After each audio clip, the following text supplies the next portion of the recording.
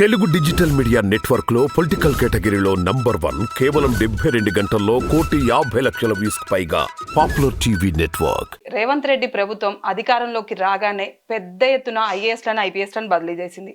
దాంట్లో భాగంగానే స్మితా సబర్వాల్ను కూడా బదిలీ చేసింది. ఏ మాత్రం ప్రాధాన్యం లేని నాన్ క్యాడర్ పోస్టులోకి ఎందుకు సార్ బదిలీ చేసింది? Any reason?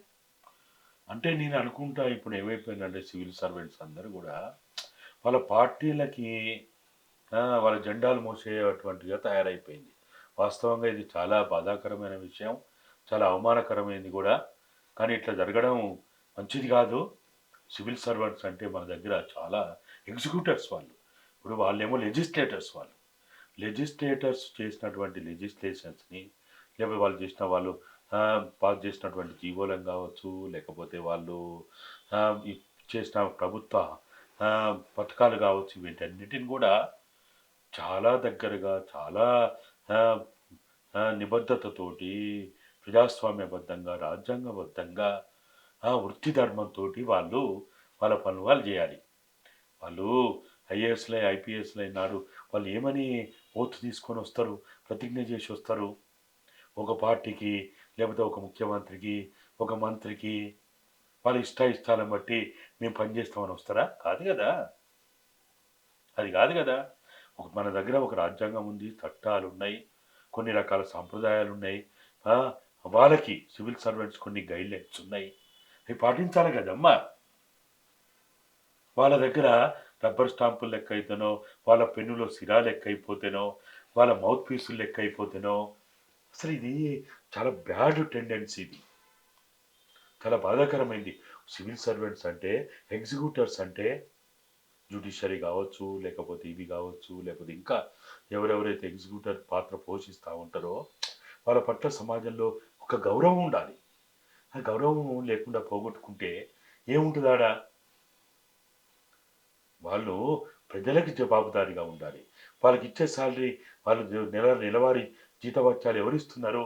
రేపు రిటైర్మెంట్ అయిన తర్వాత కూడా పెన్షన్ ఎవరిస్తారు? ముఖ్యమంత్రి కాదు కదా, మంత్రి కాదు కదా, ప్రజల సొమ్ము కదా అది.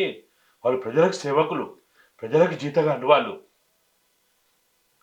ప్రజలు దేవుళ్ళుగా భావించాలి. అట్లా కాకుండా ముఖ్యమంత్రి, మంత్రి నన్ను పొగిడితే, నాకు ఇష్టమైతే, నన్ను దగ్గర తీస్తే, 4 సార్లు నన్ను పిలిస్తే, అది కాదు కదా. ముఖ్యమంత్రుల ఇష్టాలను బట్టి కాదు, చట్టబద్ధమైన, ప్రజాస్వామ్యబద్ధమైన, రాజ్యాంగబద్ధమైనటువంటి, అదేవిధంగా వాళ్ళ వృత్తికి, ఆ వృత్తి ధర్మం అనేది ఒకటి ఉంటుంది, ఆ వృత్తికి కొన్ని ఎథిక్స్ ఉంటాయి, ఆ విలువలు పాటించాలి కదమ్మా. ఏమి లేకుండా ఇట్లా వాళ్ళు ఏదో వాళ్ళ పార్టీ కార్యకర్తల లెక్క, నాయకుల లెక్క ఉంటే అది మంచి సాంప్రదాయం కాదు. ఇప్పటికైనా ఇప్పుడు ఏవైతే ఈ ప్రభుత్వం కూడా సివిల్ సర్వెంట్స్ని కానీ, లేకపోతే ఎగ్జిక్యూటివ్స్ని అట్లా తయారు చేయొద్దు. ముఖ్యమంత్రి గారు కూడా సరే, వారికి వాళ్ళ అనుభవాలను ఉపయోగించుకోండి, వాళ్ళ టాలెంట్స్ను ఉపయోగించుకోండి, వాళ్ళకున్న స్కిల్స్ని ఉపయోగించుకోండి. స్మితా సబర్వాల్లో నిజంగా ఒకవేళ టాలెంట్స్ ఉంటే, స్కిల్స్ ఉంటే, వాళ్ళకు ఆ ప్రతిజ్ఞా పాఠవాలు కనుక ఉంటే అవి ఉపయోగించుకోండి, తప్పులేదు. కానీ వాళ్ళు మీ ప్రభుత్వానికి నష్టం చేస్తారు, కోర్టుగా పనిచేస్తారు, లేదా ఇన్ఫార్మర్గా పనిచేస్తారు అనుకుంటే అప్పుడు కొంత బాధాకరమైనటువంటి పరిస్థితే. ప్రజాస్వామ్యబద్ధంగా, రాజ్యాంగబద్ధంగా ఎగ్జిక్యూటర్స్ అందరూ కూడా పనిచేయాలి. సివిల్ సర్వెంట్స్ ముఖ్యంగా వాళ్ళు రాజ్యాంగం మీద ప్రమాణం చేసి వారు ఈ వృత్తి ధర్మాన్ని ఎంచుకున్నారు కాబట్టి దయచేసి ఇప్పటికైనా పాత సాంప్రదాయానికి ఫుల్ స్టాప్ పెట్టి మీరు ప్రజల మీద విశ్వాసంతో, ప్రజల మీద నమ్మకంతో, ప్రజలకి మీకు చేతనైనంత సేవకులుగా సేవ చేయండి అనేది అయితే మేమందరం భావిస్తున్నాం.